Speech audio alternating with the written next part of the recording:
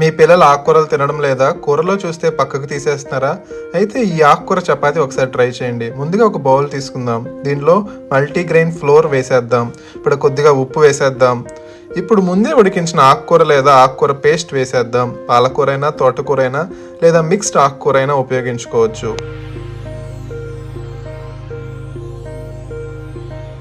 అలాగే కొద్దిగా జీలకర్ర వేసేద్దాం. సాధారణ చపాతీ పిండిలా కలుపుదాం. ఇక్కడ నీళ్ళ ఎక్కువ అవసరం ఉండకపోవచ్చు, ఎందుకంటే ఆకుకూరలోనే తేమ ఉంటుంది. ఇప్పుడు చపాతీలా ఒత్తుకుందాం. పిల్లల కోసం అయితే ఒక చిన్న ట్రిక్ ఉంది. హార్ట్ షేప్ కట్టర్తో హార్ట్ షేప్, టెడ్డీ షేప్ కట్టర్తో టెడ్డీ షేప్.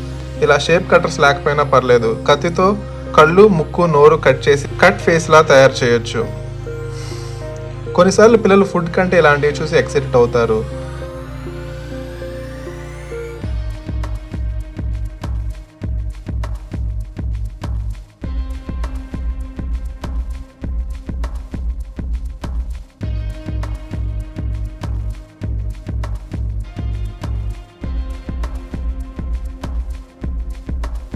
ఇప్పుడు రోటీ ప్యాన్ వేడి చేసుకుందాం. మన షేప్ చపాతీస్ని ప్యాన్ మీద వేడి చేసి కాల్చుకుందాము. ఇష్టమైతే కొద్దిగా నెయ్యి కూడా వేసుకోవచ్చు. రెండు వైపులా బాగా కాలిన తర్వాత మన సాఫ్ట్ ఆకుకూర చపాతీస్ రెడీ. చూడండి ఎంత క్యూట్గా ఉన్నాయో. పిల్లలు కూడా ఆసక్తిగా తినే అవకాశం ఎక్కువ. ఆకుకూరలు తినడం కష్టం అనిపిస్తే ఒకసారి ఇలా చేసి చూడండి. ఈ వీడియో మీకు నచ్చితే లైక్ చేయండి, ఛానల్ని సబ్స్క్రైబ్ చేయండి. మరో మంచి రెసిపీతో కలుద్దాం.